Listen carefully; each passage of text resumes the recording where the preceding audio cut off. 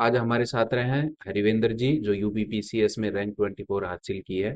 तो इनसे जानते हैं इनकी तैयारी के क्या क्या राज हैं जो इन्होंने छुपा रखे हैं। तो हरिवेंद्र जी, अब अपने बारे में बताइए कि कहाँ से बिलोंग करते हैं आप। धन्यवाद सर। मैं आगरा से बिलोंग करता हूँ, उत्तर प्रदेश में। और वहाँ मतलब आगरा तो हमारी डिस्ट्रिक्ट लगती है। वहाँ पे एक तहसील है खेरागढ़, उसके अंदर एक गांव है रिछवा। मैं वहाँ से प्रॉपरली वहीं से बिलोंग करता हूँ। ओके। तो हरिवेंद्र जी, मतलब सबसे पहले आपके मन में ख्याल कैसे आया कि मुझे एक ऑफिसर बनना है। नहीं, पहले तो सर मैंने जेई की तैयारी की थी। 11th और 12th में फाउंडेशन किया था, फिर मेरा जेई मेंस हो गया था। फिर उसके बाद एडवांस में मेरा सिलेक्शन नहीं हुआ, फिर मैंने एनडीए के इंटरव्यू दिए। फिर उसके बाद मैंने टेस्ट के भी इंटरव्यू दिए टेक्निकल एंट्री से। फिर मैंने नेवी बीटेक के भी इंटरव्यू दिए। तो फिर पहली बार मुझे बताया था, घर वालों ने, भैया ने बताया था कि आईएएस होता है। तो पहले मुझे वो लगता था कि वो इस्लामिक स्टेट वाला आईएएस है, तो वो आतंकवादी वाला, सोचा कोई आतंकवादी बनाना चाह रहा है। फिर बाद में यहाँ आके पता चला कि आईएएस होता है जो पूरे एडमिनिस्ट्रेशन को संभालता है। तब फिर मैंने सोचा कि सिविल सर्विसेज की तैयारी करनी चाहिए। तो उसके बाद जैसे आपने सोचा कि दृष्टि आईएएस में भी मतलब एडमिशन लेना है, तो मतलब कैसे विचार आया कि दृष्टि में ही मुझे एडमिशन लेना है। हाँ, पहले मैं दिल्ली गया था एडमिशन के लिए। पर वहाँ उस टाइम पे शायद फाउंडेशन बैच नहीं चलते थे। और कुछ कोचिंग्स में तब मेरी ग्रेजुएशन भी नहीं हुई थी, तो उन्होंने बोला था कि ग्रेजुएशन के बाद आना। फिर मैंने जयपुर, किसी मेरे एक दोस्त थे, उन्होंने जयपुर आने का प्लान बताया, तो फिर मैंने यहाँ आके दृष्टि में यूपीएससी का जो फाउंडेशन बैच था EF3 वो ज्वाइन की। तो फाउंडेशन के बाद की जर्नी कैसी रही, आप एग्जाम से फाउंडेशन मतलब बीच में कैसे क्या किया आपने। हाँ, पहले तो फाउंडेशन किया। फाउंडेशन कंप्लीट हुआ मेरा 2024 में। उसके बाद फिर मैंने मेंटरशिप ज्वाइन की दृष्टि वाली। फिर उसके बाद एक यूपीएससी वाला अटेम्प्ट भी दिया। तब वहाँ सिलेक्शन नहीं हुआ था, प्रीलिम्स नहीं निकला। फिर दोबारा से मैंने मेंटरशिप ज्वाइन की। फिर उसके बाद प्रीलिम्स निकाला यूपीएससी का। फिर यूपीएससी का मेंस भी निकाला, यूपीएससी का इंटरव्यू दिया। पर उसमें भी फाइनल सिलेक्शन नहीं हुआ। फिर उसके साथ साथ मैंने यूपीपीसीएस का भी अटेम्प्ट दे दिया था, 2024 वाला। फिर 2024 वाला प्री भी निकल गया, मेंस भी निकल गया, इंटरव्यू भी हो गया। फिर उसके बीच में मैंने 2025 का यूपीपीसीएस वाला भी अटेम्प्ट दिया था। फिर उसमें भी मैंने फ्री हो गया था। मैं मेंस दे रहा था लखनऊ में। मैंने फिर फॉरेस्ट वाला भी निकाला था बीच में, फिर सीडीएस भी निकाला है रिटेन मैंने, और सीएपीएफ भी निकाला है। मतलब काफी सारे एग्जाम आपने कंटिन्यू ये दिए हैं वो उसमें। ऐसे है कि प्रिपरेशन तो यूपीएससी की चलती रही थी, ये साथ में बैकअप वाले ऑप्शन चल साथ में ही देता रहा। प्लान बी जिसे तो रहता है प्लान बी तो कंटिन्यू। मतलब ऐसे नहीं कह सकते सर। प्लान बी तो ऐसे रहता है कि आप ये छोड़ के कुछ और देने की सोच रहे हैं। मैं यूपीएससी मेजर फोकस है, पर ये साथ में देता रहा तो उनका भी साथ में होता गया। जरूरत के हिसाब से कि जॉब जरूरत जर लगे तो उस लगी, हिसाब से। क्योंकि ओके। बहुत सारे एग्जाम जो इससे यूपीएससी से सिमिलर होते हैं, तो वो प्रैक्टिस हो जाती है आपकी। और सबसे मेजर रोल है तो इसमें जैसे आपने मेंटरशिप की बात की, तो मेंटरशिप आपने ज्वाइन किया, तो मेंटरशिप के अंदर क्या खास चीजें आपको मिली जिससे आपकी तैयारी और बेहतर रही। मेजर चीज है मेंटरशिप का लाइब्रेरी। क्योंकि लाइब्रेरी आपकी कंसिस्टेंसी बनाती है। कभी कभी आप रूम पर रहते हैं तो नींद आ जाती है कि सो जाता हूँ, आपका अकेले मन भी नहीं करेगा। और पीयर ग्रुप में नहीं रहते हैं, रूम पे आप अकेले रहेंगे या आपका रूम पार्टनर रहेगा। यहाँ बहुत सारे पीयर ग्रुप रहते हैं, तो आप इंटरेक्शन कर सकते हो। किसी बात पे आपने पेपर दिया, पेपर से आप निकले तो किसी टॉपिक पर डिस्कशन कर सकते हैं। बहुत अच्छे अच्छे आइडियाज मिल सकते हैं, या पता चल सकता है कि बाहर क्या चल रहा है, करंट अफेयर्स में क्या चल रहा है, तो उसके बारे में जानकारी हो सकती है। और मेजर चीज़ है, टेस्ट लगते हैं, संडे टू संडे टेस्ट लगते हैं, तो आपकी वो कंसिस्टेंसी बनी रहती है कि आप उस साइकिल में रहते हो। एक बार आप साइकिल से बाहर निकल गए, आप टेस्ट नहीं दे रहे, तो आपको पता नहीं लगेगा। जैसे आप किसी युद्ध में जा रहे हो तैयारी करने, और आपको ये नहीं पता है कि आगे दुश्मन कौन है, या तैयारी कैसी है, उसका टेरेन कैसा है, उसकी ज्योग्राफी कैसी है जगह की। तो इसका भी ऐसे ही है, अगर आपने मॉक टेस्ट नहीं लगाए, आपने प्रैक्टिस नहीं की, आपने पीवाईक्यूज नहीं देखे, तो आपको ऐसा लगेगा, पता ही नहीं चलेगा कि किस चीज़ की तैयारी करने जा रहे हैं और किस चीज़ का एग्जाम देने जा रहे हैं। तो इस चीज में मेंटरशिप ने काफी मदद की। तो जैसे आपने बोला कि करंट अफेयर भी मतलब मेंटरशिप में आपने वहां पे रहते हुए पढ़ाई की, तो करंट अफेयर के लिए क्या क्या चीजें आपने फॉलो की। हाँ, मैंने करंट अफेयर्स के लिए दृष्टि की मैगजीन तो रेगुलरली फॉलो की थी बाद में। फिर बाद में PT365 भी आती है, तो उसको भी मैंने पढ़ा था। क्योंकि कभी कभी ऐसा रहता है कि आप बहुत सारा पढ़ लेते हैं, तो PT365 में ऐसा है कि कंसोलिडेशन हो जाता है।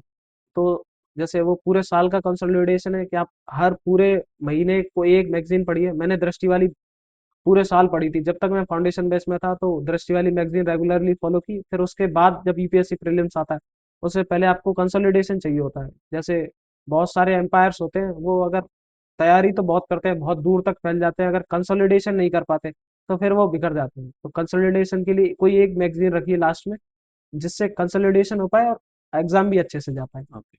तो मेंटरशिप के अंदर जैसे आपको पढ़ाई के दौरान कुछ समस्या आ गई, कुछ टॉपिक को लेके आ गया, कभी कभी डिमोटिव भी हो जाता है, तो उस रिगार्डिंग मतलब क्या करते थे, किन से मिलते थे आप? तो अगर मुझे टॉपिक से कोई रिगार्डिंग समस्या आ जाती थी तो या तो मेरे पास फ्रेंड है जिनको काफ़ी अच्छी नॉलेज भी है।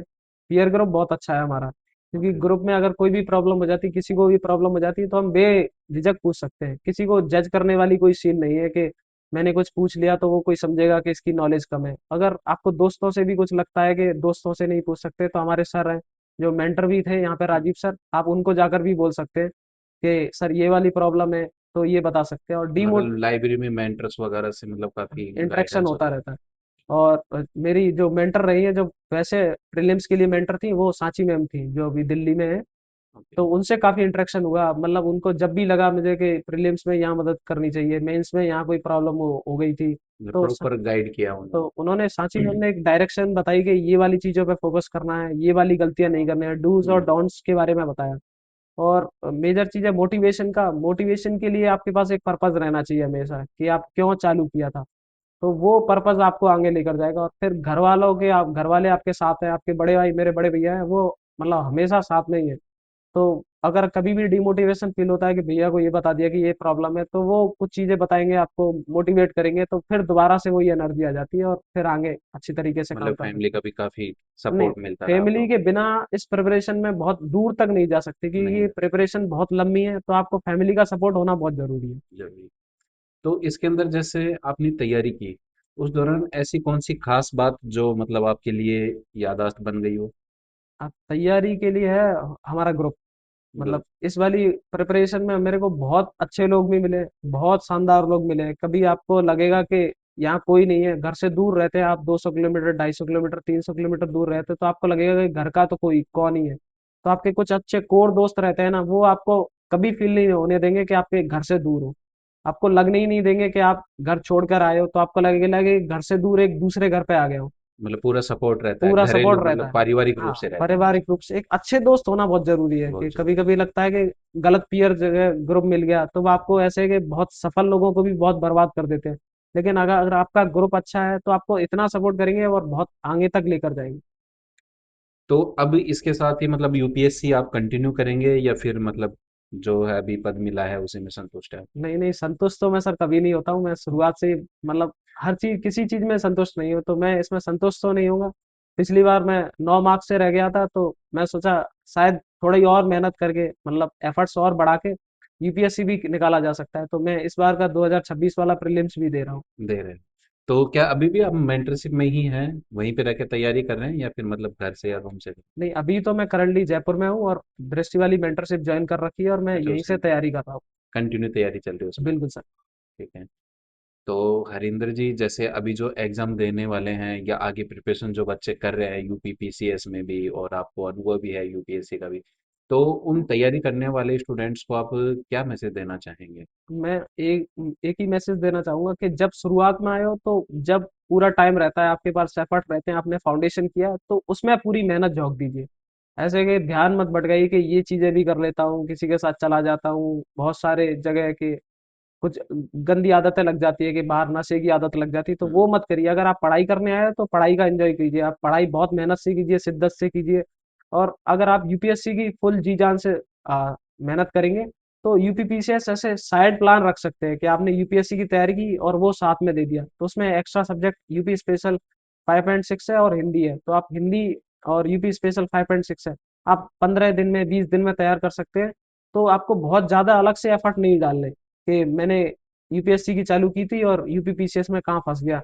तो उसमें फंसने वाली कोई बात नहीं है, आप यूपीएससी पे पूरा ध्यान दीजिए। ये साथ में हो जाता है तो और अच्छी चीज है, कि सोने पे सुहागा वाली बात हो जाएगी कि ये तो साथ में ही मिल गया। और यूपीएससी अगर चालू की है, तो उस पर कोर ध्यान दीजिए, तो आपकी प्रिपरेशन आसान हो जाएगी। हाँ, समझ आएगी।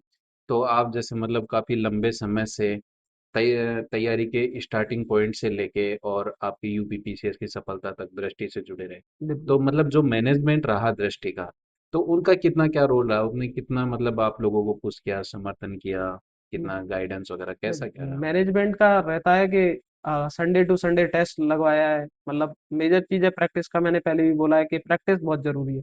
तो मैनेजमेंट चीजें अरेंज करवा देते कि संडे टू संडे टेस्ट लगवा रहे हैं, प्रीलिम्स वाले टेस्ट लगवा रहे हैं, मेंस वाले भी टेस्ट लगवाए हैं, या मैगजीन का वो रहता है कि डिस्ट्रीब्यूशन रहता है तो टाइमली मैगजीन डिस्ट्रीब्यूट करवा दी, तो जो करंट अफेयर्स का कवरेज रहता है तो उसको कवर करवा दिया।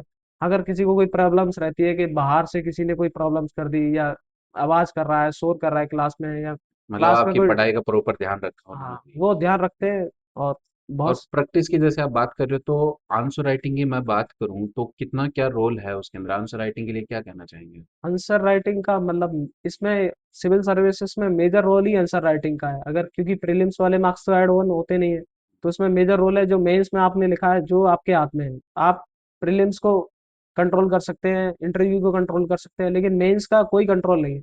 मेंस जब तक आप खुद प्रैक्टिस करके नहीं जाओगे, क्योंकि इंटरव्यू तो बहुत रैंडम होता है, कभी कभी चीजें आपके हाथ में नहीं होती हैं, वो चली जाती है, लेकिन मेंस आपके हाथ में है। आप पूरा प्रिपेयर करके जाएंगे तो मेंस अच्छा होगा, नहीं करके जाएंगे तो खराब होगा।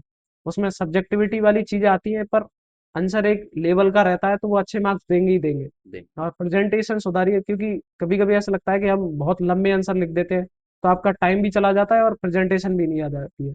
जिनका प्रेजेंटेशन अच्छा देता है, दिखने में अच्छा लगेगा, तो वो मार्क्स भी अच्छे देंगे। मतलब आंसर राइटिंग बहुत महत्वपूर्ण पद बहुत काम की चीज है, करनी चाहिए। और मेजर चीज यही है कि आंसर राइटिंग ही रोल डिपेंड करती है, क्योंकि मतलब यूपीपीसीएस में करनी ही चाहिए, ये तो करना करना ही है, करना इसके ही अंदर करना कुछ है। नहीं। इसके अलावा अगर आप सोच के देखेंगे प्रीलिम्स निकाल लूंगा, फिर मेंस दोगे, अगर आपने आंसर राइटिंग नहीं की है तो दोबारा मेंस दोगे आप, फिर प्रीलिम्स दोगे, फिर मेंस दोगे, फिर प्रीलिम्स दोगे, तो वो एक विशियस साइकिल हो जाएगी, फिर उसी में फंसे रह जाएंगे। फंसे रहेंगे। तो जैसे अब मैं बात करूँ दृष्टि आईएएस, जैसे आप जुड़े रहे, और जो विकास दिव्य कीर्ति सर हैं, उनको क्या मैसेज देना चाहेंगे? कोई प्यारा सा मैसेज जो आपकी तरफ से हो। नहीं, मैं तो वो ही पहले भी मैसेज दे चुका हूँ सर को कि, और एक और मैसेज देना चाहूंगा कि सर, जो बच्चे हैं जो रीजनल सेंटर्स हैं, और रीजनल सेंटर्स को स्प्रेड कर सकते हैं, क्योंकि एजुकेशन हमें ऊपर से दिखता है कि एक डाउनवर्ड फिल्ट्रेशन थ्योरी होती है कि ऊपर वाले एक एलिट सेक्शन को हम एजुकेशन दे देंगे तो नीचे वालों के पास एजुकेशन अपने आप पहुंच जाएगी। लेकिन ऐसा रियलिटी में नहीं होता है, क्योंकि ऊपर वालों के पास एजुकेशन पहुंच गई तो वो खुद आगे निकल जाते हैं, और जिनके पास एजुकेशन नहीं है वो और पीछे ही होते चले जाते पीछे हैं। रह तो रीजनल सेंटर्स पे मतलब रीजनल सेंटर खोल सकते हैं अपनी कोचिंग्स के, और इंटरेक्शन बढ़ा सकते हैं, लोगों से इंटरेक्शन करेंगे तो लोगों को समझ में आता है, लोगों को अवेयरनेस बढ़ती है, क्योंकि जब तक अवेयर नहीं होंगे, जैसे किसी पिछड़े इलाके में चले जाएंगे तो उनको पता ही नहीं है कि आईएएस कैसे बनते हैं, इसकी पावर्स क्या है, इसका रोल कैसे है, ये प्रिपरेशन कितने लंबे टाइम तक चलेगी, तो वहां से लोगों को इंटरेक्शन कर सकते हैं, अवेयरनेस बढ़ा सकते हैं, या कैंपेन चला सकते हैं कुछ टाइम के लिए, ताकि जो नीचे तबके वाले लोग हैं उनके पास वो अवेयरनेस पहुंची। और जैसे राजेश पायलट जी कहते थे कि जब तक किसान और मजदूर वर्ग के लोग ऊपर उच्च पदों पे नहीं बैठेंगे जहां से नीतियां बनती हैं, तो वो नीतियों में कोई चेंज नहीं आएगा और उनकी कोई मदद नहीं हो पाएगी। तो मैं वही देना चाहूंगा कि जब तक नीचे वाले सेक्शंस के पास वो पावर नहीं पहुंचेगी, तब तक बदलाव नहीं आ सकता। तो मैं चाहूंगा कि वो बदलाव सर नीचे तक लेके जाए, ये मैनेजमेंट है वो नीचे तक लेके जाए, ताकि वो लोग ऊपर आ सके। ओके। तो हरिंद्र जी, बहुत बहुत धन्यवाद, आपसे बिल्कुल, मिलकर बहुत अच्छा धन्यवाद लगा। सर, एकदम राधे राधे।